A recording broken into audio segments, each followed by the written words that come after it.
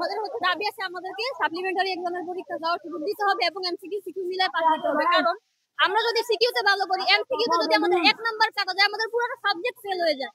আমরা তো সবাই আমরা যারা হচ্ছে 1 থেকে 2 সাবজেক্ট যারা ফেল করে তাদেরকে সমাজে সবাই অন্যরকম করে দেখে। আমরা এবারের এসএসসি পরীক্ষার্থীরা আমরা যে কারণে আসা হচ্ছে আমাদের এখানে মূলত 4টি দাবি নিয়ে। আমাদের 1 নাম্বার দাবি হলো আমরা প্রশ্ন বৈষম্য দূর চাই, প্রশ্ন বৈষম্য দূর চাই। আর 2 নাম্বার দাবি হলো আমরা সিকিউ প্লাস এমসিকিউতে পাস চাই। 3 নাম্বার দাবি হলো আমরা এসএসসিতে যারা এক বিষয় ফেল করেছি তাদেরকে কলেজে অ্যাডমিশন দিতে হবে। আর 4 নাম্বার দাবি হলো যারা একাধিক বিষয় ফেল করেছি তারা সাপ্লিমেন্টারি পরীক্ষা দিয়ে কলেজে ওঠার অনুমতি পাবে। সমাজে সবাই মানুষ, সবারই অধিকার আছে একভাবে বাঁচার। আমরা যখন বাইরের দেশে লক্ষ্য করি তারা তো খুবই আগে সফল, কারণ হচ্ছে তাদের দেশে এরকম নিয়ম রয়েছে। আমাদের দেশে কেন নিয়ম রয়েছে? বাংলাদেশ কেন আমাদের থেকে পিছিয়ে থাকবে? আমাদের খাতা কেন শিক্ষকরা দেখবে? আমরা যেভাবে পরীক্ষা দিচ্ছি আমরা এরকম মূল্যায়নটা আমাদের প্রাপ্যটাই আমরা পেতে চাই এবং আমরা আমাদের পরবর্তী পদক্ষেপ আজকে যতজন আছে তার চেয়েও বেশি আসবেন। যতজন অব্দি না মানবে আমরা গত 14 জুলাই আমরা ওইখানে আন্দোলন করেছিলাম, সুস্থ শান্তিলতা আন্দোলন।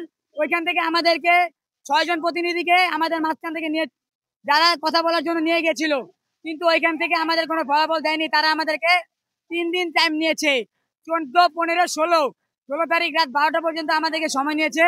বলেছে যে 16 তারিখের মধ্যে তোমাদের একটা রায় আমরা জানাবো। কিন্তু আজ 16 তারিখ পার হয়ে 17 জুলাই বিকাল 3:30 বেজে গেছে, এখন আমাদের কোনো ফলাফল আমরা পাইনি।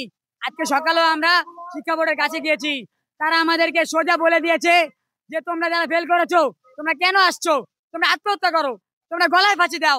এই কথা শিক্ষা বোর্ড থেকে আমাদেরকে বলা হয়েছে। এই কথা তারা কেন বললো এটা আপনাদের কাছে আমাদের প্রশ্ন।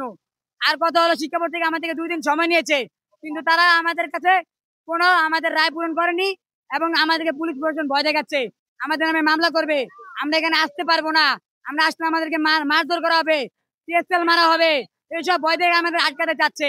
আমরা আমাদের দাবি যতক্ষণ না মানছি ততক্ষণ আমরা এখান থেকে সরবো না, এখানে অবস্থান করে থাকবো। সবারই বাপ মা আশা করে যে আমার ছেলেটা পাস করবো, সন্তানটা পাস করবো। গত বছর যারা পরীক্ষা দিচ্ছে ওরা 1 সাবজেক্টের পরীক্ষা দিচ্ছে, এবার 2 সাবজেক্টে ফেল করছে, আর আমরা তো ফেল করছি। এবার গত 15 বছরে রেকর্ড বাংলা 6,06,670 জন ফেল করছে। হয়তো আমাদের সাপ্লিমেন্টারির মাধ্যমে পরীক্ষা দেয়, আমাদের কলেজে অ্যাডমিশন দেয়, আর সাপ্লিমেন্টারি পরীক্ষা দেয়। আমাদের অবশ্যই ফেল করানো হয়েছে। আমরা বুট চ্যালেঞ্জ করছি, বুট চ্যালেঞ্জে খাতা দেখে না, যদি খাতা দেখে 90% স্টুডেন্ট অবশ্যই পাস করবে ইনশাআল্লাহ। হ্যাঁ, কিন্তু বুট চ্যালেঞ্জে খাতা দেখা হয় না। টিকটকাররা কিভাবে খাতা দেখে ভাই? ক্লাস 6 7 আর পরীক্ষার ফলাফল প্রকাশ করার আগে কিভাবে খাতা প্রকাশ করে? 6,960 জন শিক্ষার্থী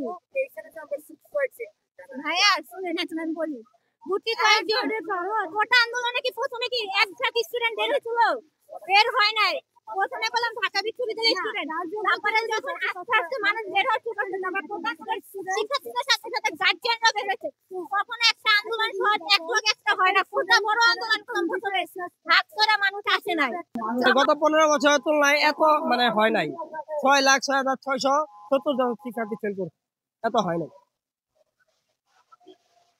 পরবর্তী পদক্ষেপ যদি আমাদের দাবি না আমরা ছাড়বো না। আমরা আজকে সকাল থেকে আমরা ঢাকা শিক্ষা বোর্ডে আছি, আমরা কালকেও আসছিলাম। আমাদের বলছিল আজকে রাত 16 তারিখ রাত 12টার ভিতরে আমাদের একটা ডিটেলস জানাবে। এখন পর্যন্ত আজকে 17 তারিখ, আমাদের এখন পর্যন্ত কোনো ডিটেলস জানানো হয় নাই। হ্যাঁ, আমাদের দাবি বর্তমানে 4টা রয়েছে। 1 নম্বর দাবিটা হচ্ছে প্রশ্নের বৈষম্য দূরীকরণ করতে হবে, প্রত্যেক বোর্ডে একই রকম প্রশ্ন করা। এই কারণে বলেছি 1 নম্বর দাবিটা হচ্ছে প্রত্যেকটা বোর্ডে একই রকম প্রশ্ন করতে হবে।